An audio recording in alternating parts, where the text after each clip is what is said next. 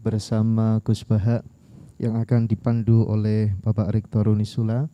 Kepada beliau Kiai Haji Ahmad Bahauddin Nur Salim dan Bapak Dr. Andes Haji Bejo Santoso MT PhD kami persilahkan. Tafadhol.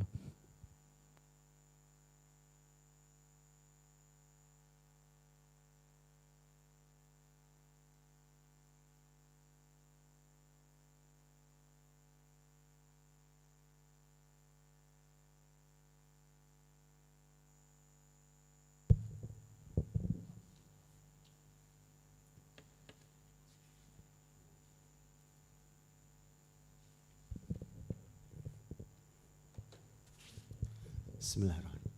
Assalamualaikum warahmatullahi wabarakatuh. Alhamdulillah.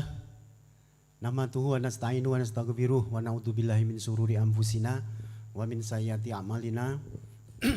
Allahumma sholli ala sayyidina Muhammad wa ala ali sayyidina Muhammad amma ba'du.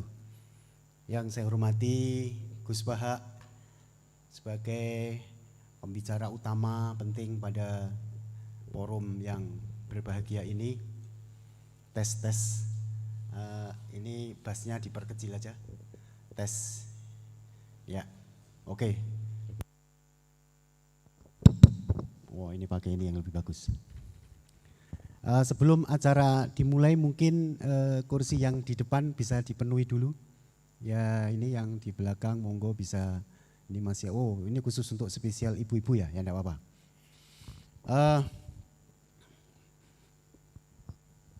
Pada kesempatan kali ini kita mendapat kehormatan Unisula, Universitas Islam Sultan Agung, dalam rangka peringatan Tahun Baru Islam, yang ini adalah agenda tahunan rutin. Dan nanti puncaknya Gus, kita akan adakan rapat senat terbuka untuk kegiatan peringatan Tahun Baru Islam ini. Menjelang tahun ini kita akan adakan rapat senat karena ini amanat statuta untuk Tahun Baru Islam ini. Puncaknya ialah penganugerahan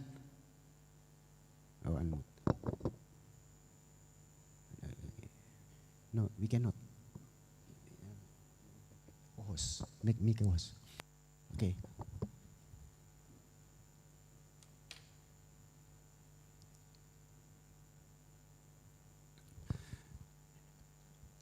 Pada waktu Gebiar Muharram nanti kita akan adakan Budaya Award, dan ini salah satu agenda yang ada ialah hari ini, rangkaian dari Gebiar Muharram. Kita alhamdulillah sudah kerawan pembicara yang sangat, tidak bisa saya sebutlah beliau ini, karena YouTubers ini yang saya ikuti, yang terbaru apa ini, saya selalu mengikuti beliau.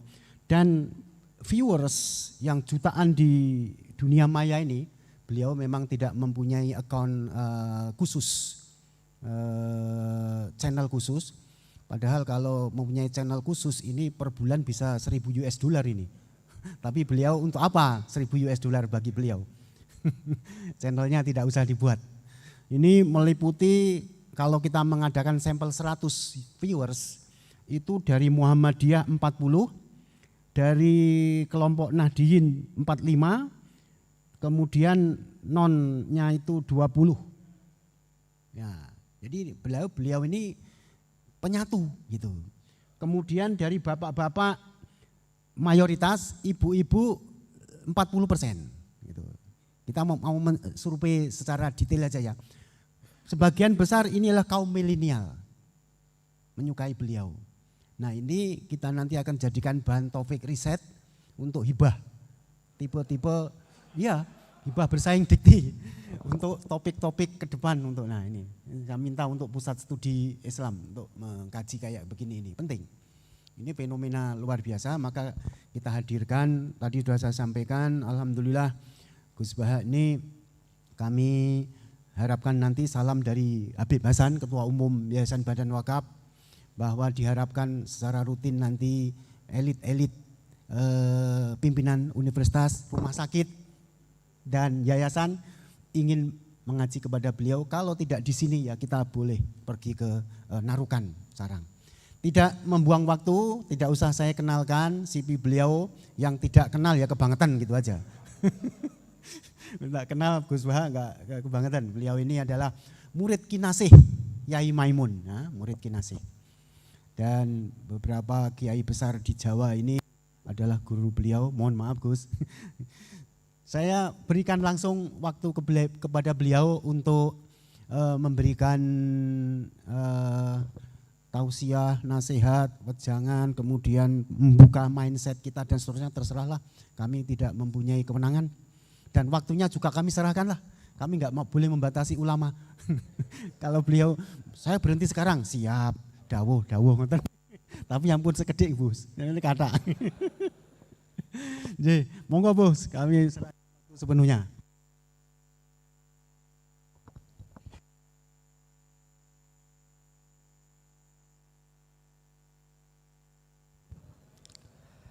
Bismillahirrahmanirrahim.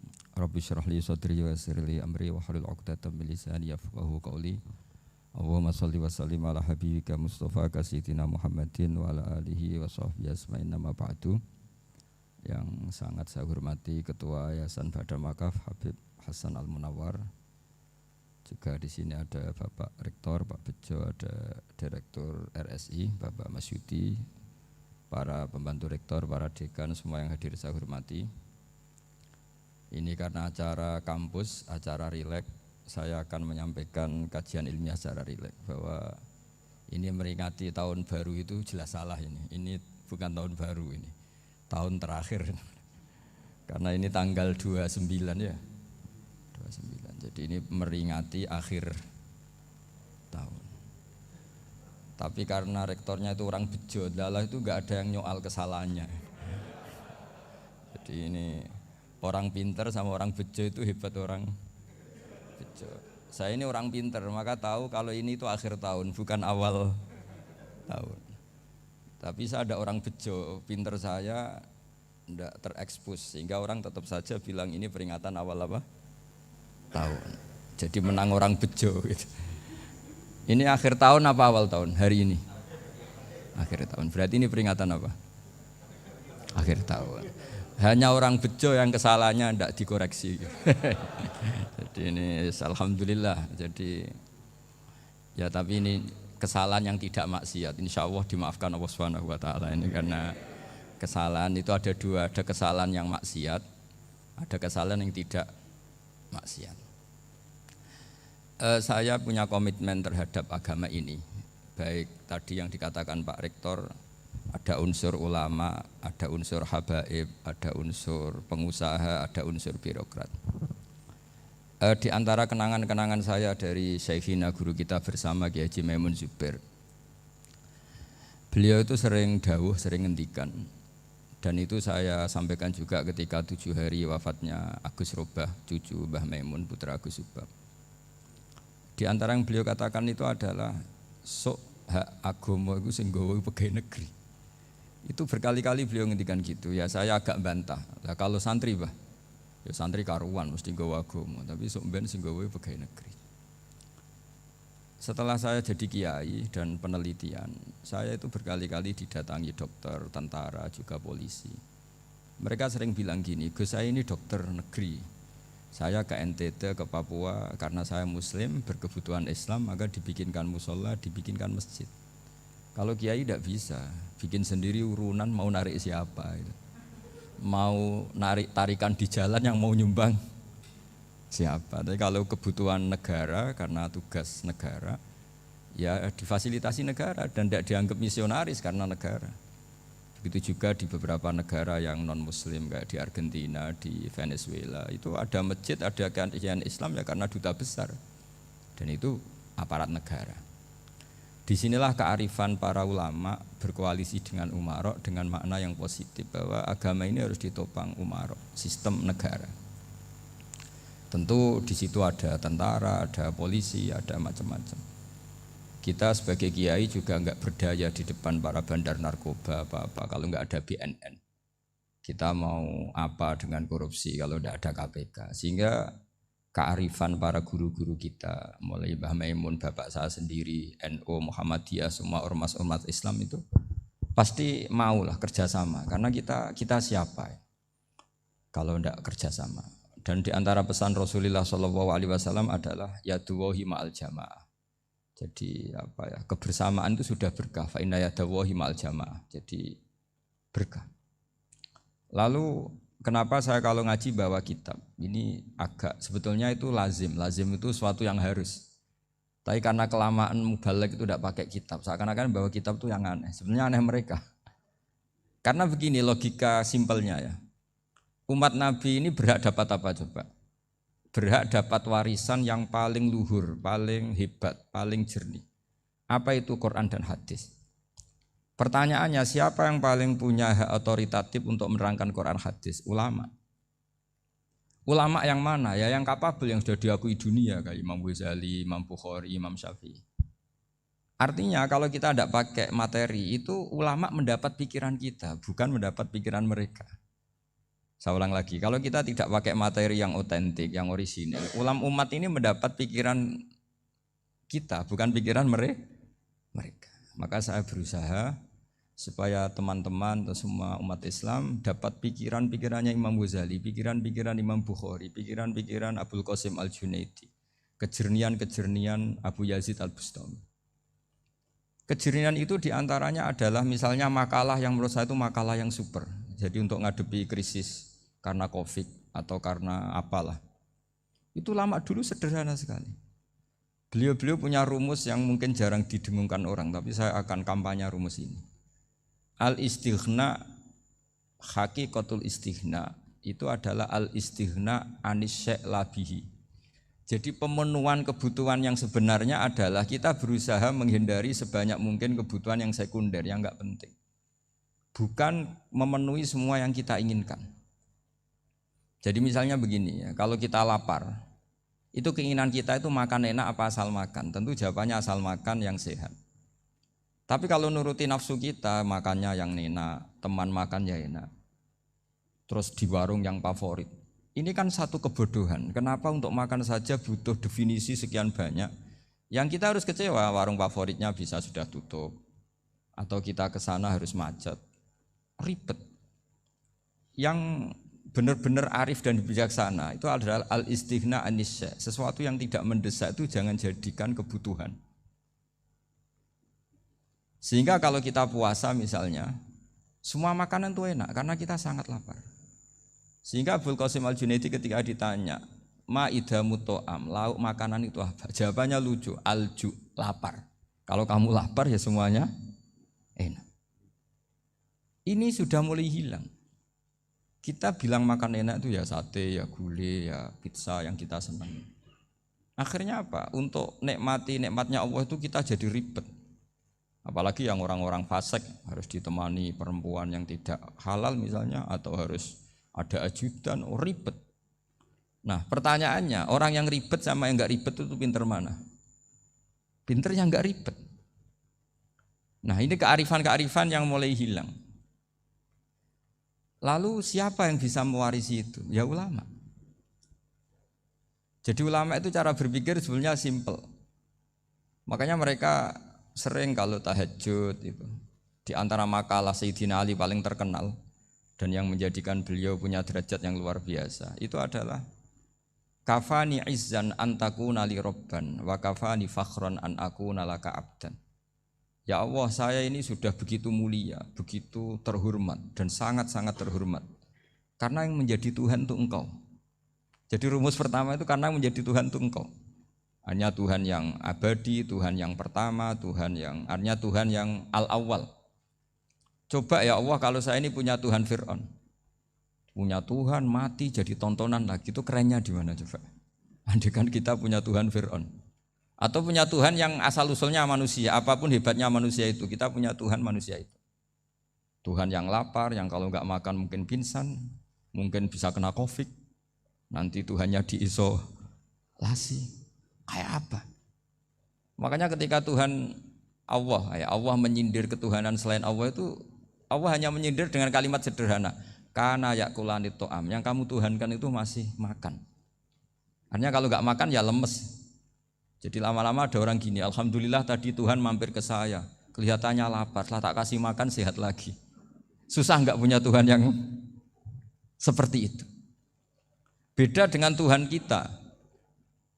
Tuhan yang enggak butuh makan, enggak butuh minum, Al-Qayyum, zat yang berdiri sendiri tanpa butuh yang lain. Al-Awwal, sebelum ada langit bumi sudah ada Tuhan kita yaitu Allah.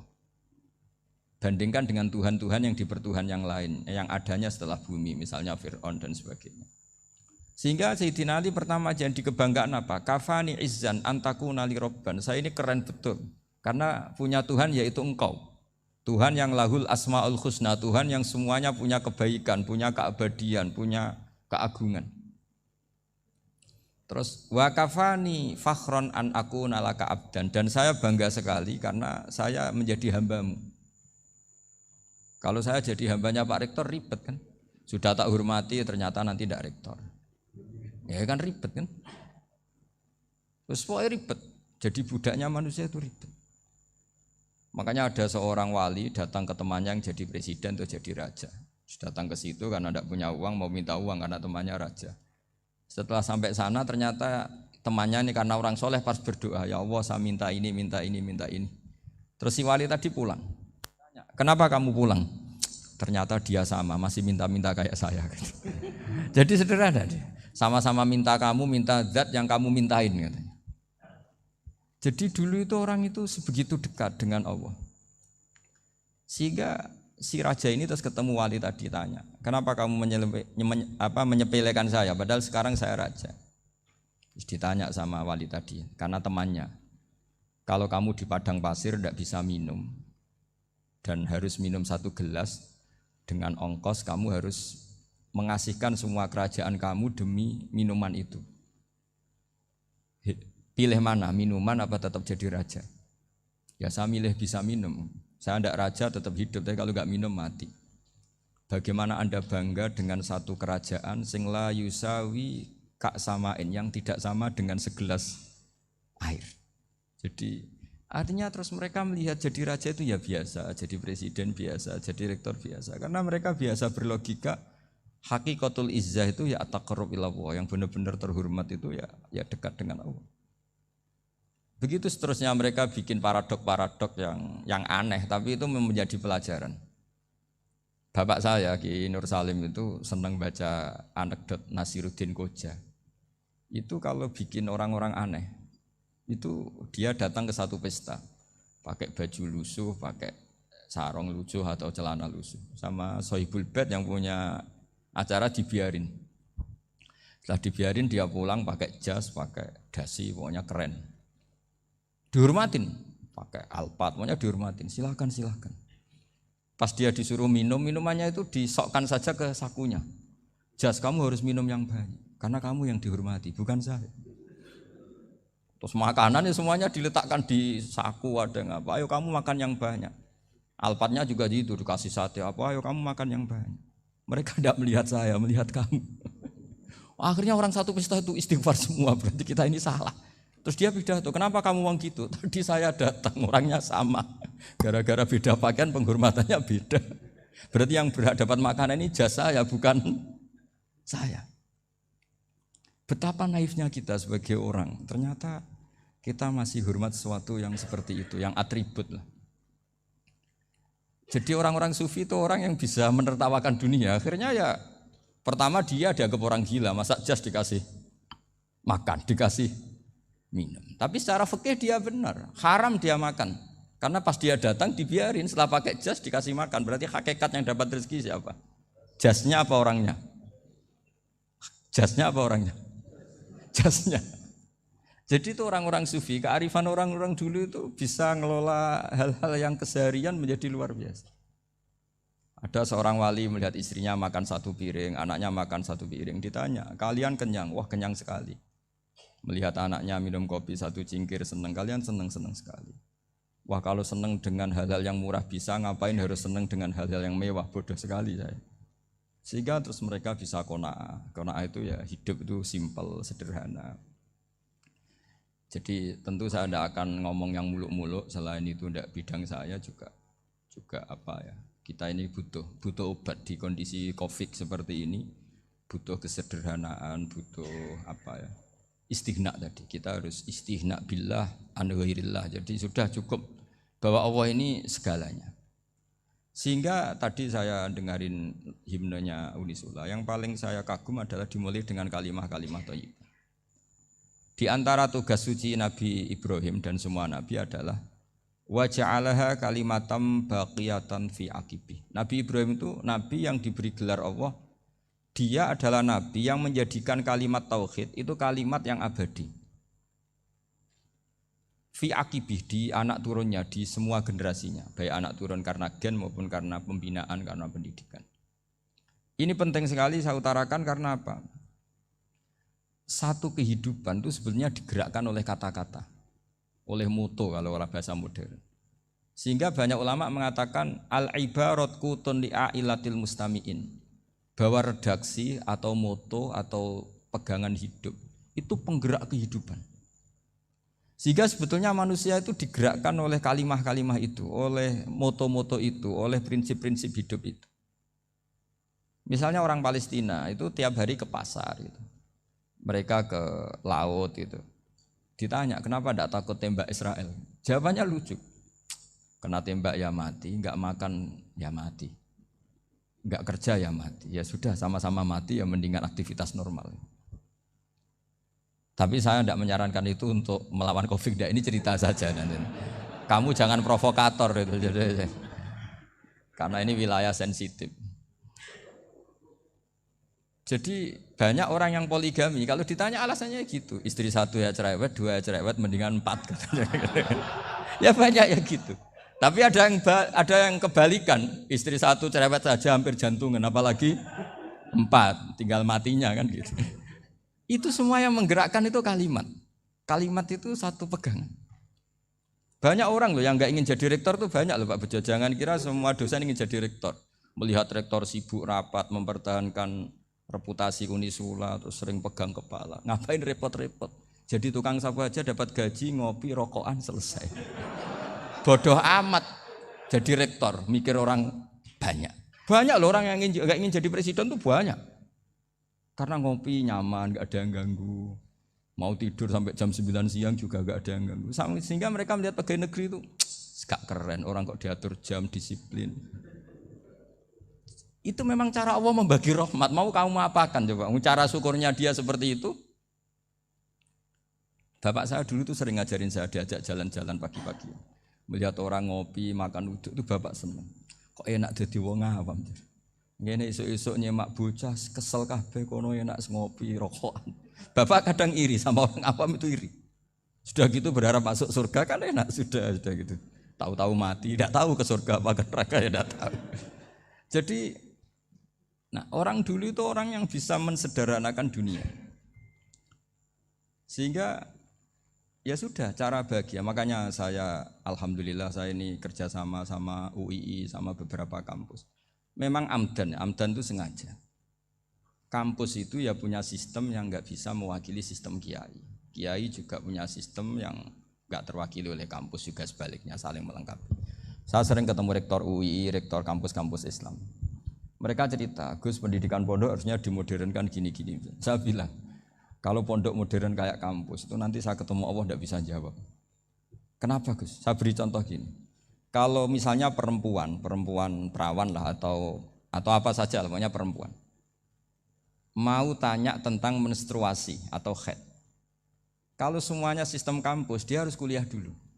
Registrasi dulu, kuliah dulu, bayar dulu. Dan dapat jawabannya nunggu mata kuliah pas itu. Bandingkan kalau sistem pondok, saya tuh sering ke pasar sama anak saya dicegat sama ibu-ibu. Gus, anak saya ngalami gini-gini, keluar darah terus menerus, nggak 6 hari tapi 1 bulan penuh. Itu hukumnya apa Gus ya? Nanti saya mau sowan ke jenengan. Nggak usah sowan, di sini aja. Ya sudah. Sebelum mengeluarkan darah yang rutin seperti itu biasanya haidnya berapa hari? 6 hari ya sudah ikut yang 6 hari, yang lainnya istikhadah. Ngoten tok Gus, ya udah ya. Begitu terus di masalah udhiyah. Ya coba kalau semuanya pakai sistem kampus, daftar dulu, bayar dulu. Jadi ini enggak ada jawabannya, nunggu mata kuliah itu. Baru dapat jawaban, itu biasa enggak sholat bertahun-tahun karena belum ada jawaban tentang itu. Ya itu kalau misalnya orang mati. tahunya cara memulasara jenazah itu nunggu kuliah dulu, pas mata pelajaran itu dulu, baru menangani orang mati. Berarti orang mati itu tergeledak semua. Tapi kalau kiai kan enggak. Kesini orang mati terbakar, kalau dimandiin malah badannya copot-copot, itu gimana hukumnya? Ini ada orang mati Gus Kendat, ini disolati apa enggak? Ada orang mati oplosan itu disolati enggak? So sering ditanya gitu. Gak usah registrasi Pak Rektor, gak usah registrasi, gak usah daftar, gak usah seminar. Makanya kalau orang kampus wani kiai itu ya kualat tenan itu, karena ini yang on time.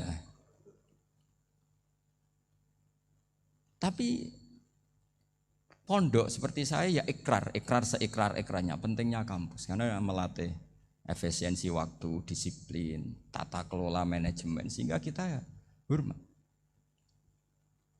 Tapi tadi kita harus saling melengkapi sehingga saya tunjukkan ke publik bahwa saya hormat sekali sama polisi, sama tentara. Coba kita bisa apa ngadepi bandar narkoba kalau enggak polisi? Bisa apa coba menjaga NKRI kalau enggak tentara? Begitu juga ya sudahlah kita memang fa inna yadallahi ma'al jamaah, kita berkah itu kalau bersama-sama. Enggak bisa kita sendiri. Nah lalu orang kayak saya itu ya beberapa kali sebetulnya saya itu ditawanin jadi doktor honoris causa apa. Kekhawatiran saya satu Pak Bejo. Takut pas gak punya uang, itu dokter gak ada duit kan gak pantas gitu. Jadi repot gitu, daripada beban lah sudah lah, gak usah dokter. Jadi kalau gak punya uang ya pantas, terus kalau ngebis ya pantas. Suatu saat kalau mati gak ada yang hadir ya pantas, enggak dokter gitu. Kalau sudah dokter kok masuk neraka, kayaknya apalagi rektor kampus Islam kok masuk neraka itu kan kok kayak gak pas itu.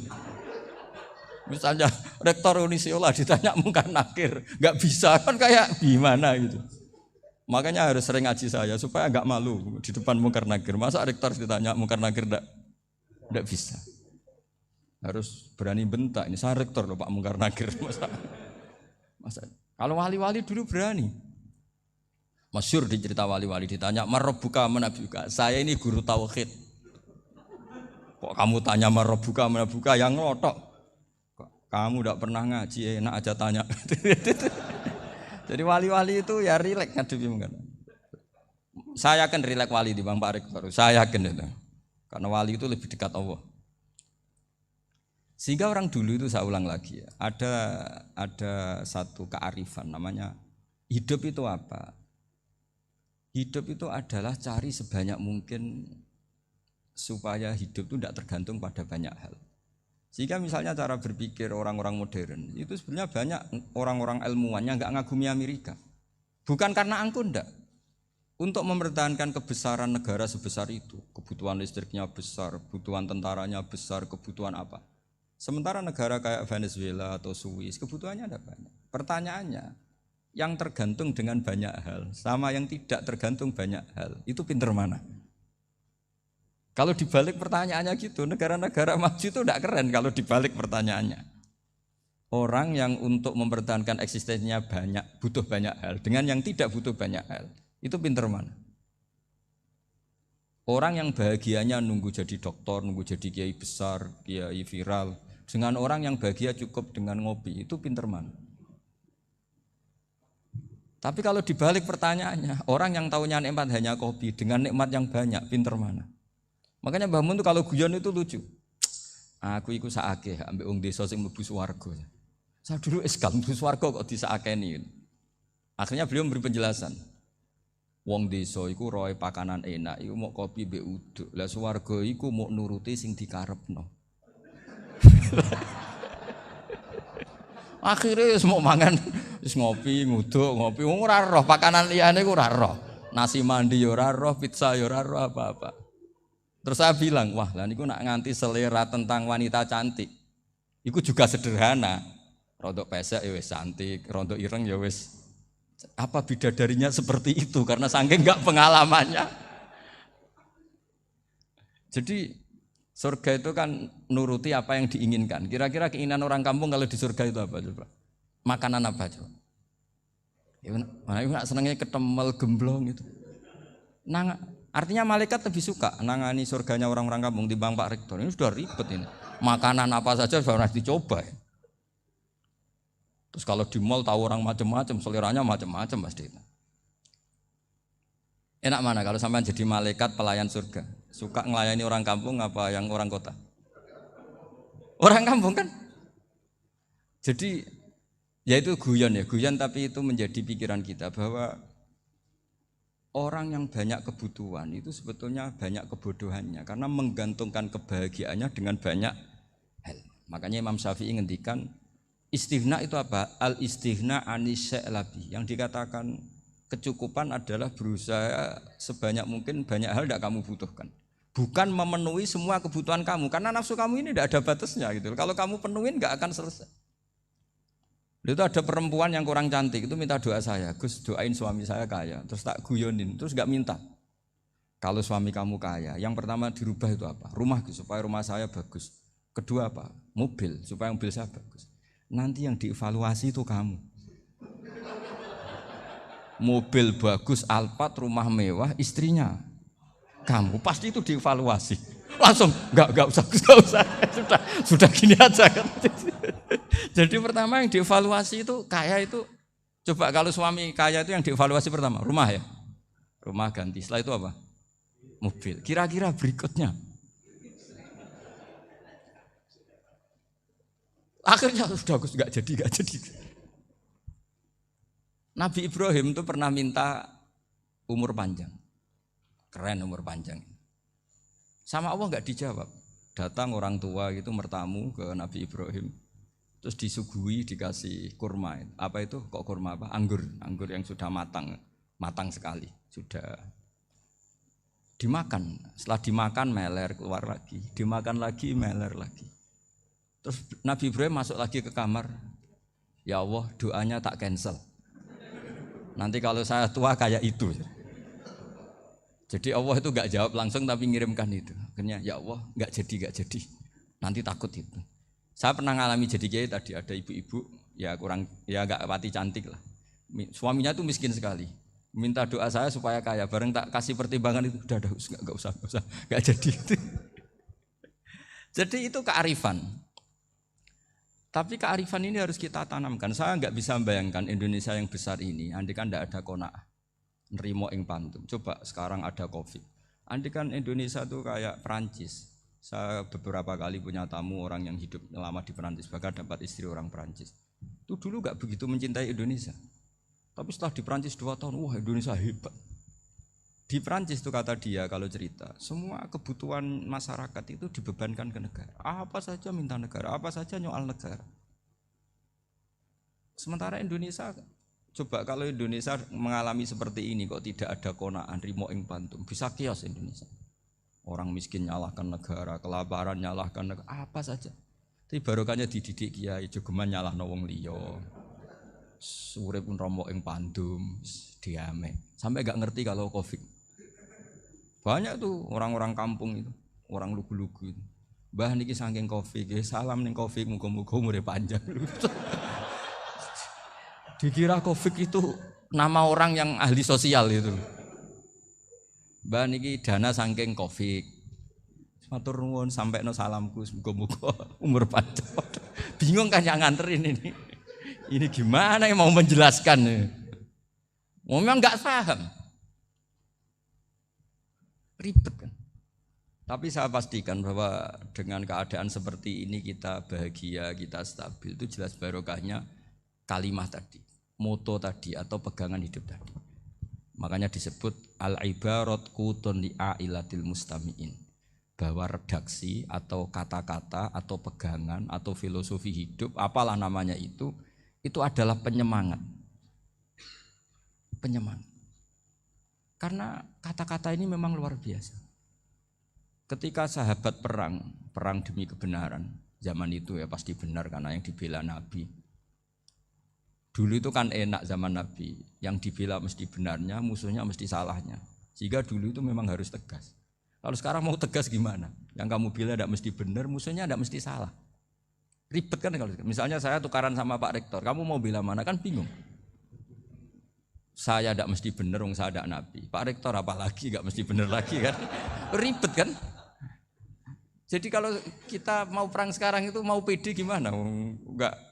Makanya Banyak ulama sekarang tuh mau tegas tuh gak berani karena ya banyak hal yang abu-abu lah wilayahnya, misalnya pilihan presiden atau pilihan bupati, pilihan menteri.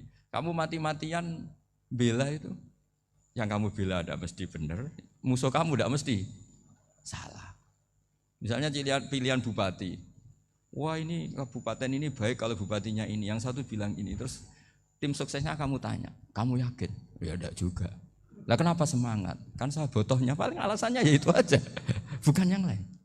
Beda dengan zaman Nabi, nabinya mesti benar, Abu Jahalnya mesti salah. Kan enak, aturan mainnya jelas.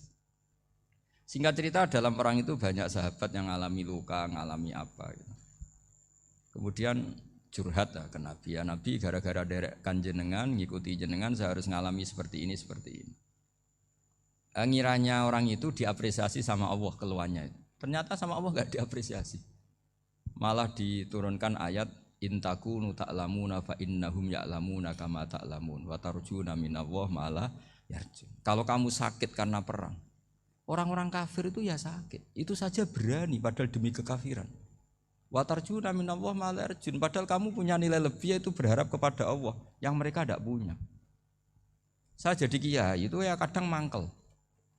Karena yang benci ya benci, yang seneng itu ngel-ngel loh kayak Pak Bejo. Jadi semuanya ribet.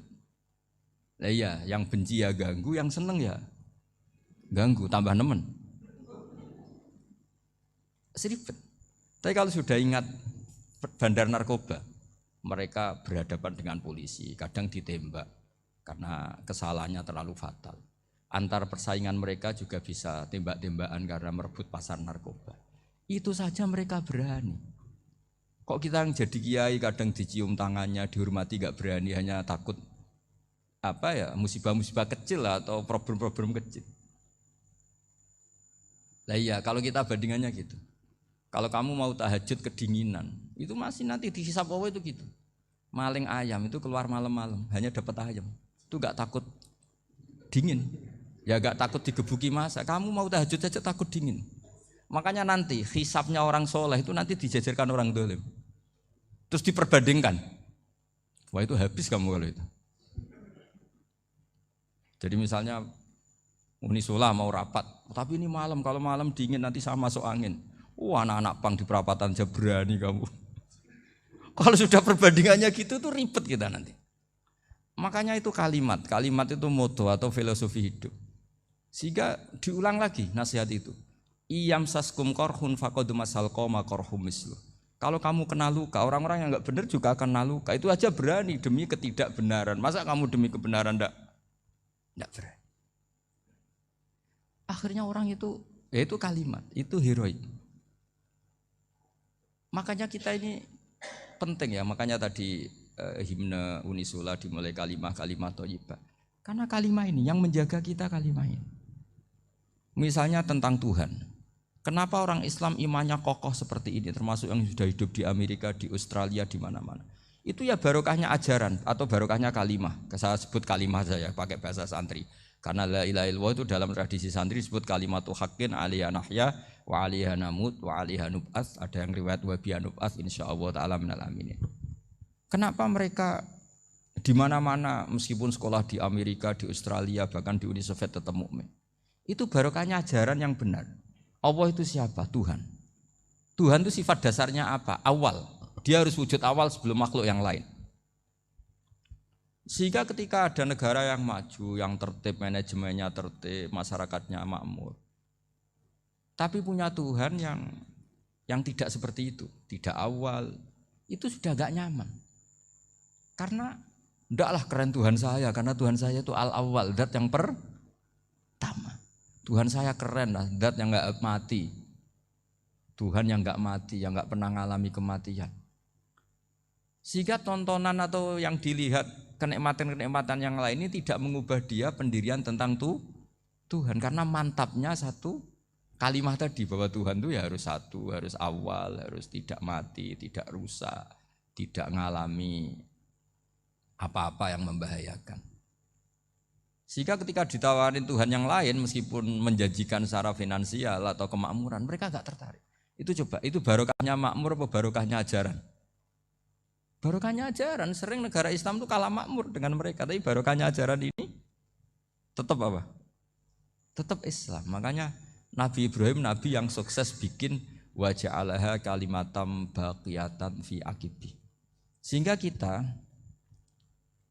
ini bekti sama orang tua misalnya. Itu ya karena ajaran.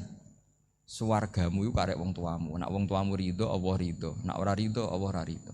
Ridho wa fi ridhol walidain wa sakhatu wa sukhtu wa fi sakhatil.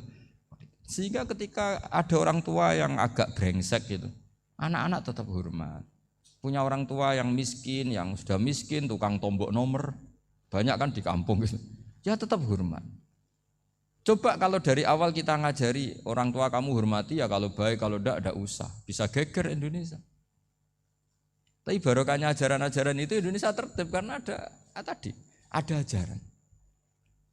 Nah ini di sini pesantren dan Unisula semua harus berkontribusi membuat ajaran yang benar itu adalah ciri utama Islam. Sehingga Islam ini dimulai dengan ajaran kalimatu haqqin alaiha nahya wa alaiha namut.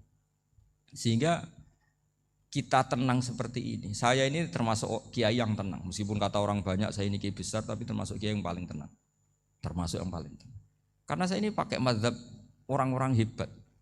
Saya berkali-kali cerita, orang kayak Imam Syafi'i itu orang yang luar biasa. Saya berkali-kali cerita. Orang yang tadi nyium tangan kamu ya Imam Syafi'i, di belakang tuh ngerasani kamu, menghujat kamu. Jawabannya enak saja.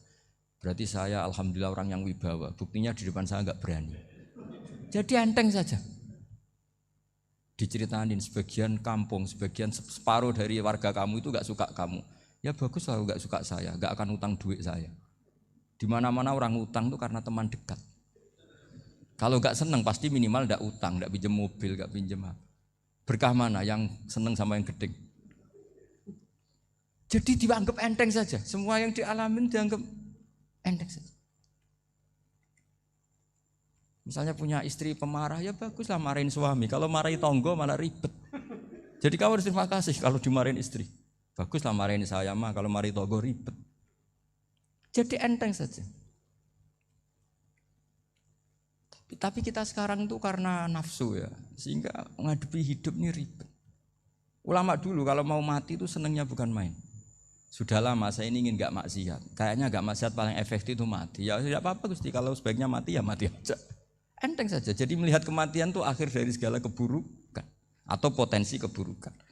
Apapun baik kita sekarang, suatu saat mungkin kita gak baik. Yang bisa menghentikan ketidakbaikan atau potensi ketidakbaikan itu apa coba? Mati kan? Berarti mati itu mengerikan apa menyenangkan? Mesti kamu tidak berani menjawab. Meskipun secara ilmu kamu berani, tapi secara rasa agak berani kan? Saya ulang lagi ya. Yang bisa menghentikan keburukan atau potensi keburukan itu apa coba? Apa? Kematian. Berarti kematian itu menyenangkan atau menyusahkan? Apapun kamu tidak berani jawab karena kamu agak-agak duniawi itu kelihatannya. Tapi secara ilmu, kamu tahu kan kalau mati itu tidak buruk-buruk banget. Karena apa? Itu akhir dari segala keburukan. Sehingga Nabi ngajarkan kalimat itu begitu luar biasa. Allahumma ahyini makanatil hayatu khairan li wa tawaffani makanatil wafatu khairan li. Nabi melihat dunia itu begitu indah. Ya Allah, kalau saya ini hidup, anggap saja hidup ini ziyadatan li fi kulli khairin, menjadi modal saya menambah segala kebaikan. Jika suatu saat saya mati, anggap mawon rohatan li min kulli syarrin, itu akhir dari segala keburukan saya. Sehingga mati hidup ya baik karena di situ kita bisa berkontribusi beramal soleh. Mati juga baik karena mengakhiri segala keburukan. Nabi nate ngendikan lagi, ajaban li amril mu'mini inna amrahu kullahu khair. Orang mukmin itu mengagumkan, semuanya baik. In asobathu na'ma syakara fakana khairan lah. Kalau baru dapat nikmat, dia syukur, maka itu baik. Wa in asobatu dharra sabara, kalau dapat masalah mereka sabar, itu juga baik. Sehingga orang mukmin dua sisinya pasti baik. Itu juga kalimat, maksudnya moto atau pegangan hidup. Nah berikut ini saya beri contoh, ini kenangan saya, ini contoh terakhir. Masalah jadi orang terkenal maupun tidak. Di sini dicontohkan Imam Ghazali di halaman 367 di kitab saya 367, juznya 3 di kitab Ihya Ulumuddin. Di sini beliau cerita betapa untuk menjaga ikhlas sebaiknya orang itu tidak terkenal, tidak syuhrah, tidak terkenal. Oke, itu kita sepakat ya, karena kalau terkenal mungkin orang dipaksa publik dengan tanda kutip untuk selalu berbuat baik, tapi karena jaim lah, jaga image atau apa. Tapi ketika dibalik pertanyaannya, kamu rela yang terkenal itu orang enggak benar, sementara yang orang benar itu enggak terkenal. Lalu masyarakat taunya yang tidak benar. Kalau pertanyaannya dibalik gitu, orang baik wajib terkenal enggak? Kalau pertanyaannya dibalik seperti itu. Dokter yang benar tidak terkenal, yang malpraktek terkenal. Kamu ingin kondisi seperti itu? Enggak ingin kan? Kampus yang bagus enggak terkenal, kampus yang bagus enggak terkenal, yang enggak bagus. Nah, artinya apa? Gara-gara olah kata, olah pikiran, ini logika jadi rubah. Lagi-lagi apa? Jawaban itu ada di kata-kata sebetulnya. Makanya bab-bab seperti ini tidak usahlah kita berdebat, berpolemik, sebaiknya orang itu humul, menutup diri, apa sebaiknya orang terkenal, itu enggak perlu seperti itu. Sudah terserah Tuhan saja. Makanya saya mulai dulu ngaji sampai sekarang itu ya tidak punya punya ikon tertentu atau punya website tertentu, enggak. Sudah terserah pangeran, sudah. Saya juga tidak sok suci materialistik atau enggak, ya tidak mikir saya. Bukan apa-apa ya, karena saya ini kiai, jadi biasa urusannya sama Allah, tidak sama makhluk. Jadi pusing kalau sama sarah-sarahnya makhluk itu pusing. Meskipun rektor kalau nasihati saya pasti tidak saya terima, itu tetap makhluk, itu sudah tidak ngefek kalau saya itu sudah ada itu. Bukan karena saya sombong, ya memang makhluk betul gitu, bukan. Cuma nasibnya bejo aja, tapi makhluk tetap makhluk. Saya beri contoh ya. Ini makalah yang ditulis Imam Ghazali. Ya, i'lam aslahakawah anna aslal jah wa intisarus sayyid atau sayyidi wal istihar. Wa huwa mazmum itu. Balil mahmudu al-khumulu illa man syaharahu wa ta'ala linasri dini min ghairi takallufi talabi syuhrati minhu. Jadi kalau kamu ingin ibadah kamu selamat, ya kamu jangan terkenal. Tapi resikonya adalah kalau kebaikan itu tidak terkenal, maka enggak dikenali. Kalau enggak dikenali berarti masyarakat hanya punya percontohan yang tidak baik, karena yang baik tidak terkenal. Jadi itulah ulama-ulama dulu. Jadi apa-apa itu dibanding-bandingkan. Kemudian nanti kelihatan, jawabannya itu kelihatan.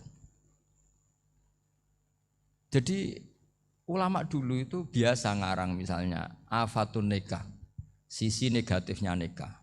Harus ngurmat istri, harus macam-macam, kalau terlantar itu ya dosa. Seperti tadi Pak Marsudi cerita, kalau orang ngapalkan Quran itu takut lupa, kalau lupa itu jadi dosa. Pertanyaannya, kalau semua orang takut lupa, takut dosa, semua orang enggak hafal Quran karena potongan-potongan lupa. Cara berpikir tidak seperti itu. Kalau berpikir ya namanya hafalan ya inginnya hafal, kan enggak ingin lupa.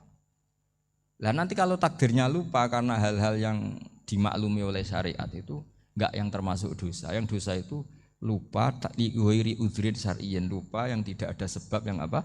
Syar'i. Tapi lupa bawaan EQ-nya enggak bagus. Lupa bawaan sering dibentak. Oh itu enggak masalah karena bawaannya orang tertekan itu ya lupa. Coba kamu hafal Quran, terus punya kredit jatuh tempo, pas hari itu aku yakin enggak cerdas sudah. Itu bawaannya orang tertekan itu pasti lupa. Jadi ya saya teruskan ya. Jadi terus ada makalah yang sangat bagus sekali tentang itu. Saya baca ya. Wa yadullu ala dzalika anna Allah azza wa jalla amaral anbiya'a bi idharil amali lil iktida wa khassahum bi mansibin nubuwah. Wala yajuzu ayyudhanna bihim annahum khurrimu afdolal amalen. Jadi orang yang terlalu mendewa-dewakan khumul itu menutup diri. Oke itu baik, karena dengan khumul, dengan menutup diri Anda tidak riya, Anda tidak pamer. Tapi kata Imam Ghazali, kamu juga harus ingat, di antara syaratnya Nabi itu harus mengumumkan kalau beliau itu seorang Nabi. Harus memaklumatkan kalau beliau seorang Nabi supaya bisa diikuti. Caranya sholat harus diumumkan, sehingga Nabi itu mengatakan harus jamaah. Karena dengan cara jamaah itu bisa shollu kama ra'aitumuni usolli. Coba kalau Nabi sholatnya nggak diperlihatkan, kamu harus sholat yang benar. Caranya gimana ya Rasulullah? Itu rahasia. Bingung nggak kira-kira? Bingung nggak? Ya misalnya amal rahasia selalu lebih baik. Terus ada pertanyaan, Nabi ngendikan kamu sholat yang benar. Caranya gimana Nabi? Ya itu rahasia. Terus gimana coba? Tapi Nabi ngendikan apa? Shollu kama ra'aitumuni usolli. Ya sudah kamu sholat, niru saya sholat. Berarti Nabi sholatnya diperlihatkan apa disembunyikan? Diperlihatkan. Jadi begitu juga saya berkali-kali bilang, orang tahu kalau itu bidan ya berdasar tulisan itu bidan. Tahu kalau itu dokter gigi ya itu dokter gigi. Jangan sampai gara-gara tidak ada tulisan mau beli alat bangunan di dokter gigi. Mau periksa gigi di toko bangunan. Gara-gara apa? Enggak ada maklumat. Nah, di sini ulama-ulama selalu memaklumatkan dirinya. Termasuk Imam Ghazali ketika ngarang kitab dinamai Ihya Ulumuddin, bahwa kitab ini bisa menghidupkan ilmu-ilmu agama yang mulai hilang. Begitu seterusnya. Jadi ini ngaji ya. Jadi orang itu harus ngerti. Jadi jangan nuruti emosi sendiri atau logika sendiri.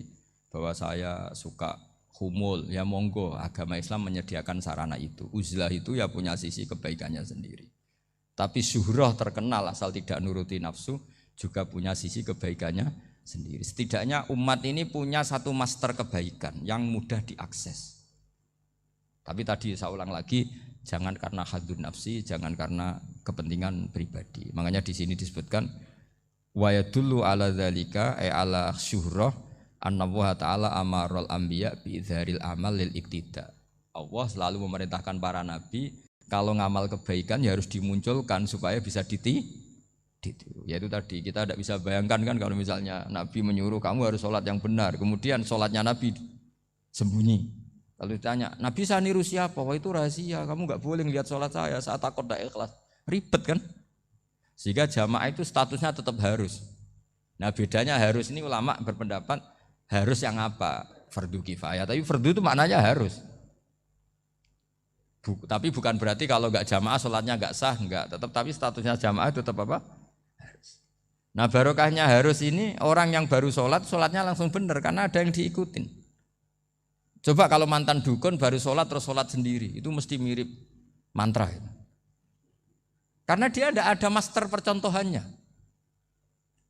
Tapi barokahnya ada master, orang paling bodoh pun kalau sholat ya benar. Karena standar ada komandonya, ada imamnya. Sehingga Imam Ahmad malah berpikir keras. Syarat sahnya sholat itu harus jamaah. Cara pikirannya Imam Ahmad, keras sekali beliau. Sehingga kalau orang sholat sendiri kok ada orang lain yang maunya berjamaah harus bayar, orang itu harus bayar. Demi sahnya sholat, itu madzhabnya Imam Ahmad. Tapi kalau madzhab Syafi'i hanya mengatakan itu fardu kifayah. Yang kalau satu komunitas gak mau melakukan semuanya apa? Dosa. Ya jadi ini sebelum sesi ringan tanya jawab, hanya 2 saja tanyanya, nggak boleh banyak-banyak, nanti nggak pulang-pulang saya. Jadi tak baca lagi biar dapat berkahnya Imam Ghazali.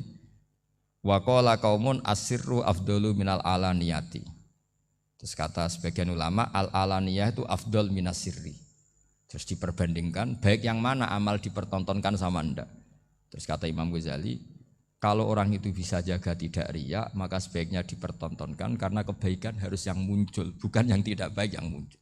Makanya ketika Unisula memaklumatkan diri sebagai ingin jadi generasi khaira ummah, itu kalau diterjemah itu kan, wow, khaira ummah, umat terbaik. Itu kan kayak agak angkuh.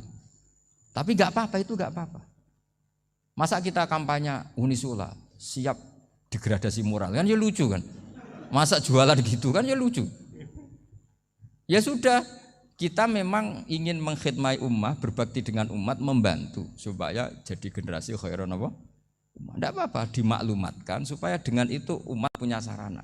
Oh kalau ingin jadi khairan ummah, kuliah di sini. Jangan lalu enggak gitu.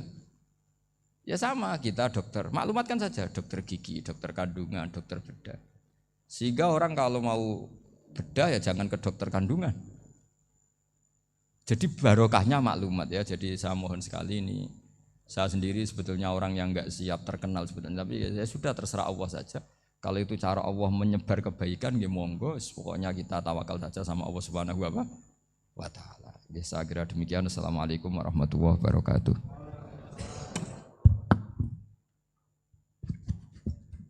Nggih, matur suwun, Gus. Alhamdulillah sesi tanya jawab. Gus, 2 nggih. Ya, ini ada dari Yogi Banjarmasin, satu tipe dengan Ahmad Banyuwangi, satu tipe dengan Rizka Pekanbaru. Yang dari Banjarmasin itu, Gus mohon izin ngaji lewat jarak jauh, baik melalui YouTube ataupun lewat medsos. Namun sanadnya bagaimana Gus? Sebab masa kini belum bisa ketemu langsung. Terus Rizka Pekanbaru ini trik mendidik akidah anak sejak dini, pripun. Terus Ahmad Banyuwangi ini bagaimana kaum milenial, ini karena setipe Gus, generasi XYZ yang lahir tahun 2000-an, bagaimana membuat menarik belajar tasawuf bagi generasi anak-anak. Nggih, namung niku. Tapi setunggal tipe nih tasawuf. Bagaimana belajar tasawuf untuk generasi-generasi yang cik nom-nom niku. Terus satu itu tipe dengan mendidik anak. Kemudian yang nomor 2 mohon izin ngaji jarak jauh. Sanadnya pripun karena belum bisa ketemu.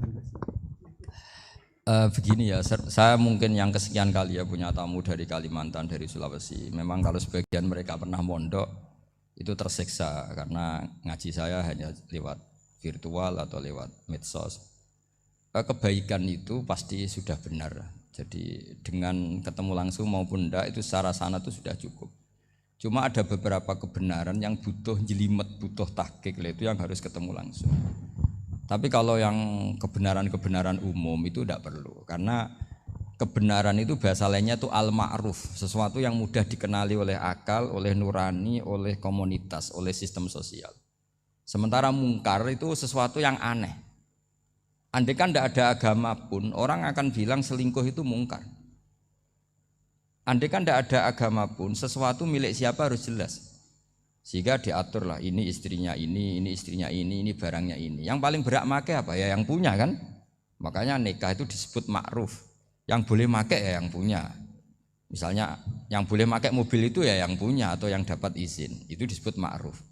Lalu yang enggak punya kok make, itu namanya mungkar. Ya aneh enggak punya kok make tanpa izin. Sehingga kebaikan-kebaikan seperti ini enggak butuh sanad karena semua orang pasti kenal. Makanya disebut kebaikan itu al-ma'ruf. Kemungkaran disebut mungkar. Jadi ma'ruf maknanya arafahul aklu, akal ini mudah menerima. Mungkar maknanya angkarohul aklu, akal ini menjadi aneh. Kan nggak mungkin lah orang yang waras mau ini ada minuman, kalau kamu minum hilang kesadaran, minuman ini halal, itu aneh nggak? Aneh kan? Tapi kalau kebalikannya ini minuman manfaat untuk stamina, manfaat untuk kesehatan, maka ini halal. Nah agama itu datang dengan sesuatu yang ma'ruf dan menolak sesuatu yang mungkar. Nah kebaikan-kebaikan seperti ini itu Pak Rektor gak perlu sanad karena itu sudah lazim, sudah keniscayaan. Lalu ada kebenaran yang butuh detail. Misalnya begini, wali nikah itu siapa? Wali nikah itu adalah bapaknya dan mbahnya misalnya. Nah kalimat dan mbahnya ini salah kalau dalam fikih Islam. Karena mbah dalam bahasa Jawa itu bisa mbah dari ibu. Sementara dalam otoritas Islam nggak memberikan hak ke mbah dari ibu. Seperti ini nggak boleh. Terus misalnya orang Kalimantan nikahkan putrinya dinikahkan oleh mbah dari ibunya hanya karena berdasar fatwa. Oh kemarin Gus Bah atau Kiai siapa dawuh wali itu kalau nggak bapak ya mbah. Wong ini mbahnya. Nah itu butuh detail. Yang dimaksud mbah di bab wali adalah abul ab, bapaknya bapak, bukan sekedar mbah. Nah hal-hal seperti itu mohon sekali untuk tidak kesusu atau tidak tergesa ngambil kesimpulan karena itu butuh fikih yang apa? Detail. Ya butuh fikih yang apa? Detail. Padahal istilahnya sama, wali itu bapak dan mbah. Sehingga dalam kitab-kitab matan misalnya kalau ada fa'ahakul auliya bitazwid abun summa jaddun itu pasti sama Sarah dikritik. Al aula ayyakula abul ab. Seharusnya jangan dikatakan mbah karena kalau mbah memasukkan dari ibu. Yang benar adalah abun fa abul ab, bapaknya bapak. Nah, jadi kira-kira gitu Pak Irton. Gantian jenengan yang menjelaskan ini. Yang nomor 2, kesempatan baru itu kalian bagaimana mendidik akidah dan tasawuf bagi generasi milenial ini.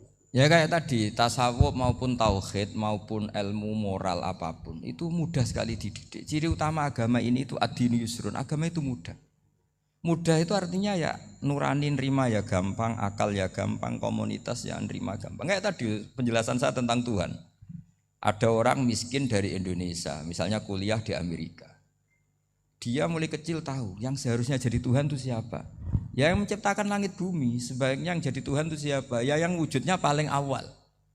Kemudian dikasih alternatif Tuhan yang wujudnya ada tanggalnya. Keren enggak misalnya? Kan terus enggak keren. Kok Tuhan sama buminya kok dulu buminya? Kayaknya kok enggak lah kayak gitu. Artinya barokahnya logika yang sehat ini kan ya setahu saya hampir jarang kan yang murtad masalah tauhid itu. Kalau moral banyak yang agak nakal, tapi secara tauhid jarang yang murtad karena tanaman logika tauhid itu mantap di Indonesia. Mulai kecil kan diajarin wujud, qidam, baqa, mukhalafatul lihawadisi, qiyamuhu fi nafsi. Sama, moral juga gitu. Jong jogeman misoi wong, kan adi misoi sakit enggak? Jangan pernah mencubit orang, dicubit itu sakit. Jadi orang diberi rasa. Enggak enak loh disakitin orang, dijotosin orang, ya sudah jangan jotosin orang, enggak enak. Sehingga apa ya, kalau kamu ingin sopan ya disopani ya harus sopan, kalau ingin dihormati harus menghormati orang lain. Sehingga itu tertanam. Makanya bangsa kita termasuk yang terbaik akhlaknya. Kalau musim haji itu dipuji-puji sama sekian negara karena pantangan lah kita nginjek orang sholat, melangkai orang ruku, orang sujud. Kalau orang lain mungkin kan seenaknya. Iya. Karena mulai kecil itu dilatih tidak boleh melangkai orang, tidak boleh. Nah, jadi akhlak itu ya diajarkan mulai kecil plus logikanya. Logika itu ya apa saja lah, yang penting menjadi anak kecil itu paham. Dan itu mudah, saya ulang lagi mudah karena agama ini ad-dinu yusrun, agama ini mudah, jadi mudah dipahami. Enggak bisa kamu katakan misalnya tasawuf. Tasawuf itu ya gampang kayak tadi seperti Bapak kalau ngendikan. Makanan yang membuat enak itu karena menunya yang mewah kamu cocok atau karena kamu lapar. Lama-lama orang kan berpikir ya setiap puasa itu kok tempe enak, tahu enak, tapi kalau sudah buka, sudah kenyang, apa saja semuanya menjadi tidak enak. Padahal kualitas menunya masih enak, tapi gara-gara kenyang menjadi tidak enak. Berarti penyebab enak itu lapar apa menu? Lapar. Jadi apa ya, kearifan ini loh yang menjadikan luar biasa. Makanya tadi ada kalimat yang benar, wa ja'alaha kalimatam baqiyatan fi aqibi. Jadi Ibrahim adalah nabi yang sukses menanamkan filosofi kebenaran ke anak cucunya. Dah, yang terakhir? Dah. Ini Siti Mutmainah dari Undip. Ya. Maunya bergabung tapi karena terbatas, mohon izin Gus mengingat mati kebaikannya nopo untuk keluarga maupun pemimpin. Wah, ya bagus lah kalau itu. Kalau di kitab-kitab yang saya baca, ingat mati itu tidak selalu baik juga tidak selalu buruk. Malah kalau menurut Sayyid Abdul Al-Haddad khusus yang para pelajar yang mencari ilmu itu tidak baik ibadahnya ingat mati. Karena dia harus dinamis, harus mobil. Kalau ingat mati kan terus lemes. Tapi kalau untuk pejabat harus ingat mati. Kalau enggak korupsi terus itu. Harus ingat mati. Jadi kalau manfaat bagi keluarga begini ya, saya merasakan. Ini tanya anak saya itu baru tamat aliyah kemarin. Yang satu barusan mondok sarang baru 2 bulan atau 1 bulan. Itu saya kalau bilang ke anak-anak gini, kamu ketemu saya itu harus spesial. Bisa saja bapak besok itu meninggal. Jadi semua hari itu spesial. Karena jangan-jangan ini kenangan terakhir. Nabi itu kalau ngajari orang supaya sholat khusyuk, sholli ka'annaha sholatu muwaddi'in. Kamu sholat seakan-akan itu sholat terakhir kamu. Oh itu mesti serius. Kamu ketemu istri seakan-akan terakhir pertemuan kayak mau pergi ke New Zealand atau ke Amerika, aja malam itu spesial karena besok istri saya pergi. Bayangkan kalau itu terakhir mau mati. Sampai ngamuk wis ra sida lah kan gitu. Jadi hikmah ingat mati itu makanya Nabi di antara riwayat ya. Meskipun riwayat ini diperdebatkan, tapi jelas ini satu petua yang baik.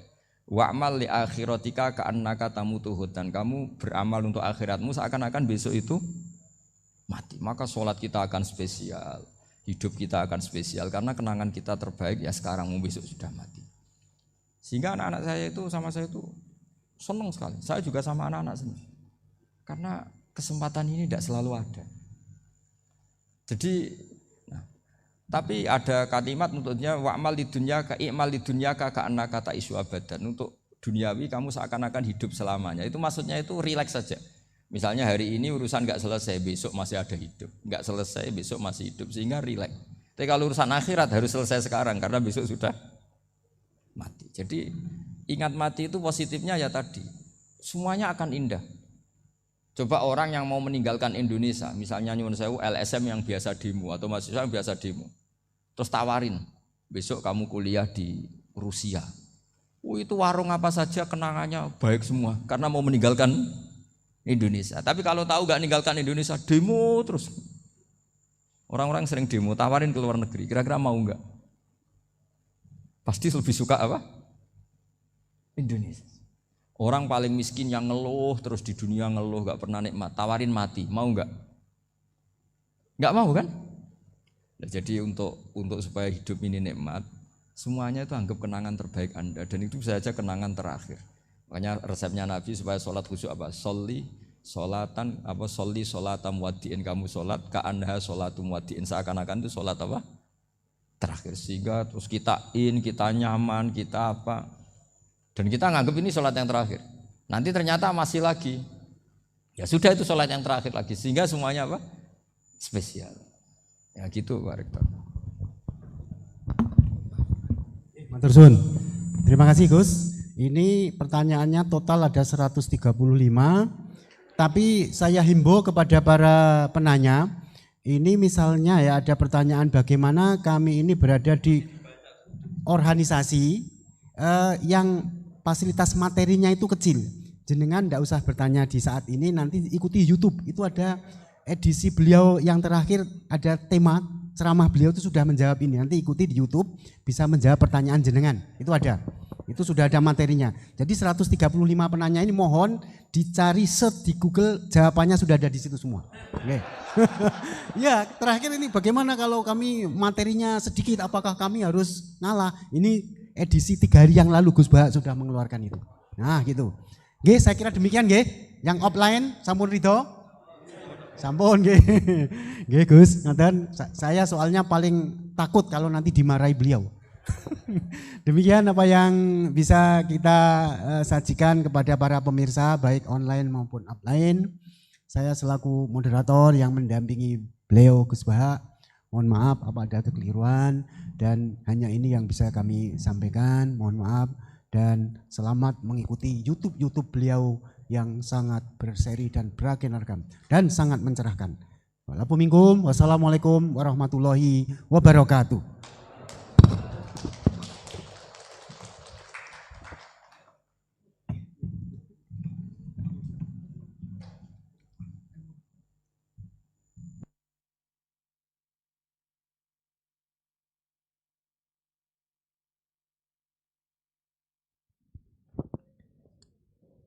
Acara selanjutnya yaitu doa kepada Dr. Andes Ahmad Yasin Asy'ari, SMSI, dipersilakan.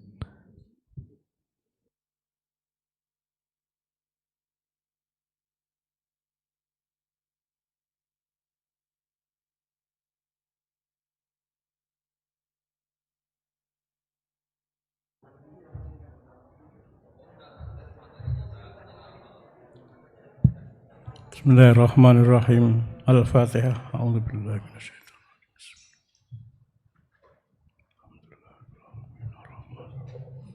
Maliki yaumiddin. Iyyaka na'budu wa iyyaka nasta'in. Ihdinas siratal mustaqim. Siratal ladzina an'amta 'alaihim ghairil maghdubi 'alaihim waladdallin. Bismillahirrahmanirrahim. Alhamdulillahirabbil alamin. Alhamdulillahirabbil alamin. Alhamdulillahirabbil alamin. Wassalatu wassalamu ala sayyidil mursalin sayyidina maulana Muhammadin wa ala alihi wa sahbihi ajma'in. Subhanaka la ilma lana illa ma 'allamtana innaka antal alimul hakim. La ilaha illa anta subhanaka inni kuntu minadh dhalimin. Allahumma inna nas'aluka bihaqqil fatihatil mu'azzamati wassabil masani an taftah lana bikulli khair wa an tatafaddal alaina bikulli khair wa an taj'alana min ahlil khair wa an tu'amilana mu'amalatikal khair wa an tahfadhana fi adyanina wa anfusina wa ahlina wa auladina wa ashabina wa ahbabina min kulli mihnatin wa fitnatin wa bu'sin wa dhair.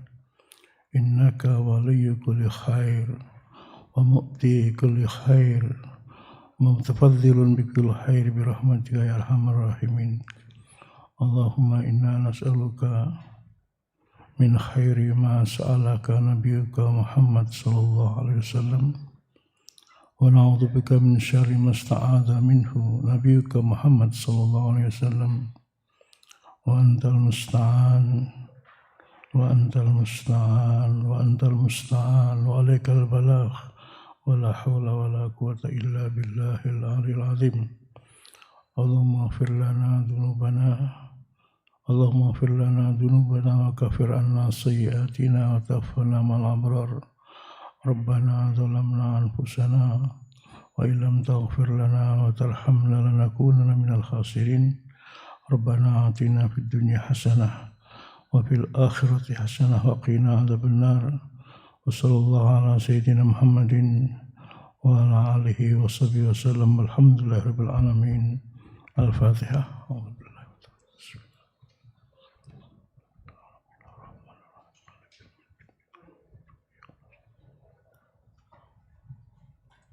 Assalamualaikum warahmatullahi wabarakatuh.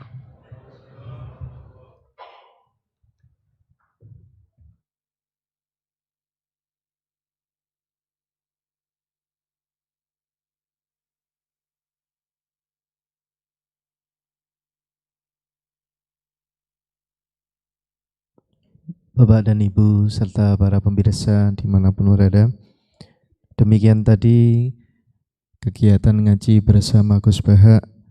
Marilah bersama-sama kita akhiri dengan membaca hamdalah dan doa kafaratul majlis. Alhamdulillahirabbil alamin. Subhanakallahumma wa bihamdika asyhadu an la ilaha illa anta astaghfiruka wa atubu ilaik. Dari kami selaku pembawa acara, mohon maaf yang sebesar-besarnya. Akhirul kalam, wallahul muwaffiq ila aqwamit thoriq. Assalamualaikum warahmatullahi wabarakatuh.